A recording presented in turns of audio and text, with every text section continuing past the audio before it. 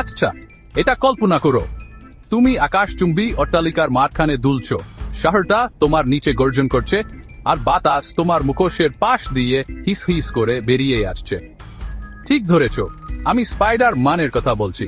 পুরো অ্যাকশন একেবারে তুঙ্গে, তবে একটু অন্যরকম ভাবে। এখন তুমি যতগুলো দৃশ্য দেখতে চলেছ, সব তাড়াতাড়ি করা। কোনো অভিনেতা নেই, কোনো শেড নেই, শুধু খাঁটি অতি বাস্তবসম্মত অ্যাড্রেনালিন পাম্পিং স্পাইডি অ্যাকশন। তাড়াতাড়ি হয়েছে অত্যাধুনিক প্রযুক্তি দিয়ে। চলো ডুব দেয় এক। কল্পনা করো, টাইমস স্কোয়ার, মাঝরাত, নিয়ন আলো ঝলমল করছে। হঠাৎ স্পাইডার ম্যান সোজা নিচে জাপ দেয়, ডিগবাজি খায়, আর বিশৃঙ্খলার মাঝখানে নেমে আসে। গাড়িগুলো ঘুরছে, ধ্বংসাবশেষ উড়েছে, আর এর সবকিছুর কেন্দ্রে আমাদের প্রিয় ওয়েভিড একটি নতুন ডিজিটাল ভিলেনের মোকাবিলা করতে প্রস্তুত। এখন কি এই জেনারেটিভ দৃশ্যগুলোকে এত অসাধারণ করে তোলে? আমি স্পাইডার ম্যানকে কোনো পরিস্থিতিতে ফেলে দিতে পারি। ব্রুকলিনে ব্যাংক ডাকাতি, ধুম, সেটা ঘটছে। ঘূর্ণিঝড়ের মধ্যে ওয়েব স্লিং করা, অবশ্যই। প্রতিটি বিল্ডিং, প্রতিটি বিস্ফোরণ, প্রতিটি স্লো মোশন। ডাজ তুমি এমন একটি পৃথিবী দেখছো তাড়াতাড়ি হওয়ার আগ পর্যন্ত কখনোই ছিল না, আর এটা আসল দেখাচ্ছে, অতি আসল।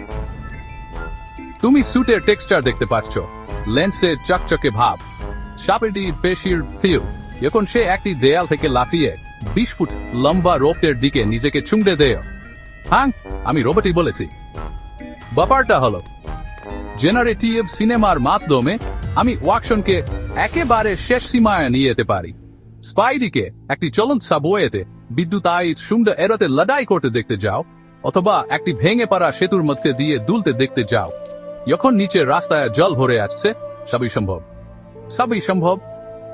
আর ক্যামেরা, এটা কোনো জায়গায় আয় তার মুখোশের ঠিক কাছে, তখন সে তার পরবর্তী পদক্ষেপ গণনা করে তারপর দ্রুত একটি এরিয়াল শটে চলে আয়, যা দেখায় ঝুঁকি কতটা বেশি। এমনকি আলো রিমেল টাইমে পরিবর্তিত হয়, সূর্যাস্ত, বজ্রপাত, নিয়ন, খুশি। কিন্তু এটা শুধু প্রদর্শনী নয়।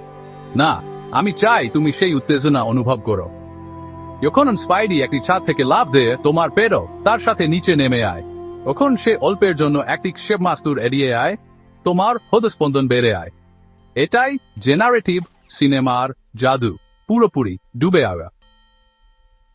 সুতরাং পরের বার যখন তুমি স্পাইডার ম্যানের সেই রোমাঞ্চ অনুভব করতে চাইবে, মনে রেখো, এটা শুধু অ্যানিমেশন নয়, এটা অ্যাকশন নতুন করে তৈরি করা। প্রতিটি ঘুষি, প্রতিটি ওয়েব শট, প্রতিটি অসম্ভব স্টান্ট তৈরি করা, কিন্তু এটাই বাস্তবে তুমি কাররাত বাতাস অনুভব করতে পারবে। যদি আরো অসাধারণ স্পাইডার ম্যান অ্যাকশন দেখতে যাও, তাহলে লাইক দাও আর আমাকে জানাও কোন অসম্ভব দৃশ্যটি আমি এরপর তৈরি করব।